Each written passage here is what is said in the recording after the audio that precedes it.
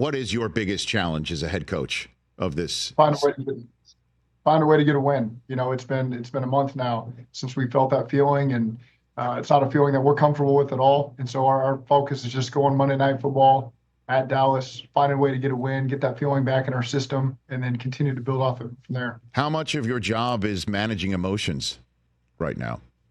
That's part of it. I think we've got a good team that doesn't stray too far that way. Certainly, when you're not winning and it's in December and you have high expectations for yourself, that's a hard pill to deal with right now. But our guys have done a good job picking themselves up, picking up the guys around them, and just continuing to work and try to find a way to get this thing right. And you got a quarterback who's got a sensibility about him where this has got a rankle. He doesn't show emotion very much, ever, with Joe Burrow. You can't tell, and that's obviously part of his superpowers when things are going well.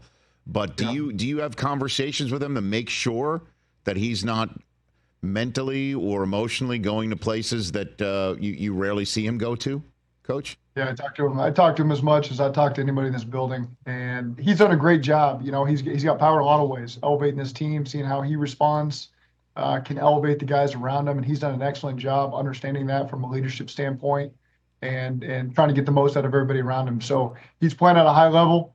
We need everyone to continue to try to match that.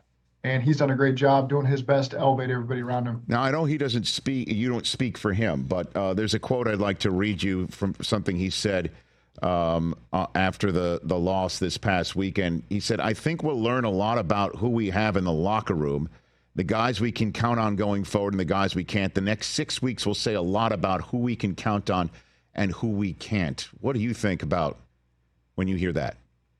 He's dead on. I mean, that's what adversity does to you. You get a chance to see what people's true character is about and who can endure it, because we've faced it here in 6 years. We've had the roller coaster. We've had bad seasons. We've had great seasons. And what you learn is you find out a lot about people when you're facing adversity and times are tough. It's easy. It's easy when you're winning. It's easy when you're playing for AFC championships and Super Bowls, and that part's easy. It doesn't take as much management.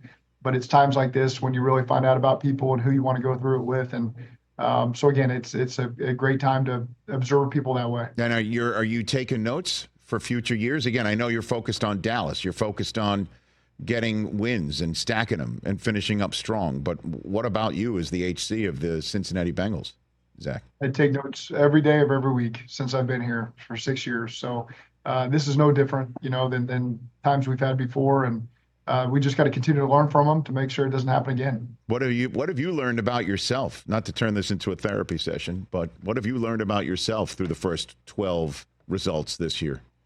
Yeah, every year is different. You can go in with anticipation and expectations for yourself, and every week's a new week. Whether it was year one for me or year 3 or year 6, there's always new challenges, and you got to manage different ways and continue to evolve and not get too comfortable. And I'm good with all that. It's exciting for me to go through this with players that I like being around and coaches I like being around, and excited to find a way out of this thing. Do you hear from ownership at all during this? Talk every day. Talk to him every day since I've been here. And what does he say, if you wouldn't mind sharing any of these conversations? What's the tenor of these conversations that you have? We're all in this thing together. That's the beauty of the Cincinnati Bengals is we communicate every single day, and so we're always on the same page through good times and bad times, and so it makes it very easy when that communication is so streamlined and it's constant, and so there's never any surprises on either end, and so it's a good relationship, a great communication. Catch the Rich Eisen Show every single day on the Roku Channel, 12 to 3 Eastern, for free.